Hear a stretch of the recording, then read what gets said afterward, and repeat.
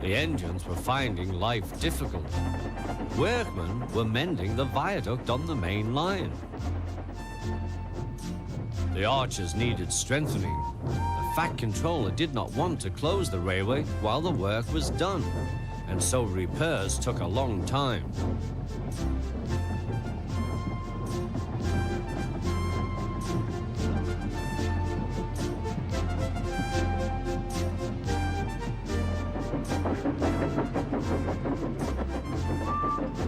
The engines had to take great care when crossing the viaduct, and the delay often made them late on their journey to the junction, where they knew Thomas would be ready to collect his passengers.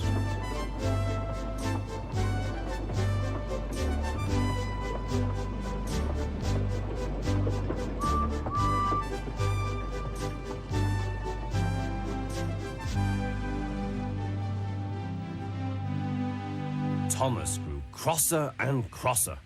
"Time's time," he grumbled. "Why should I keep my passengers waiting while Henry and James dawdle about all day on viaducts?"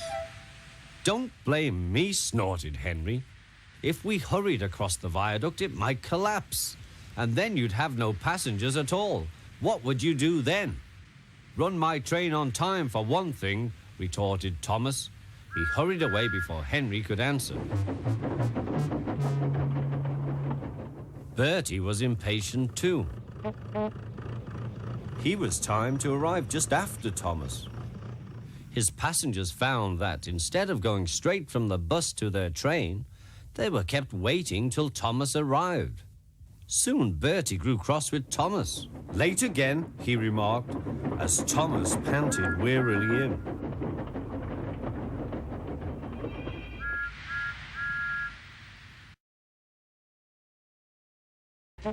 "We may be friends, but I thought you could go fast, Thomas. It's time we had another race. I reckon I could beat you now." Thomas let off steam loudly. "Rubbish," he hissed fiercely. "It's those mainline engines. They dither about on their viaduct and then blame the Fat Controller's workmen. It's just an excuse for laziness, if you ask me."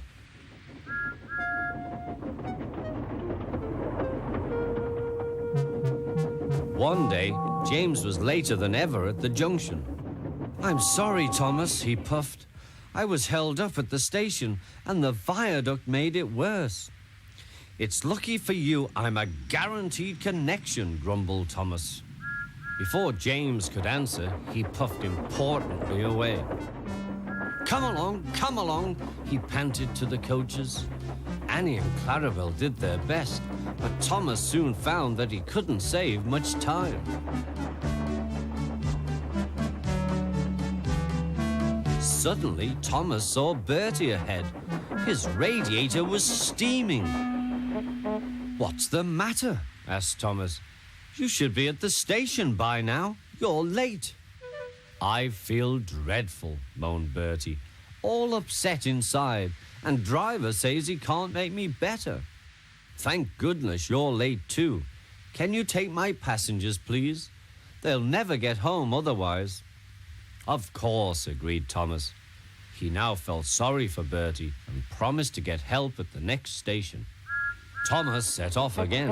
Already he felt much more cheerful, and Bertie's passengers, travelling in Annie and Clarabel, all reached home safely. When Bertie was better, he came to thank Thomas. "I am sorry I teased you about being late," he said. "That's all right," said Thomas. "I'm glad I could help. There are times when being late isn't such a bad thing after all." With a last cheerful greeting, the two friends went back to work.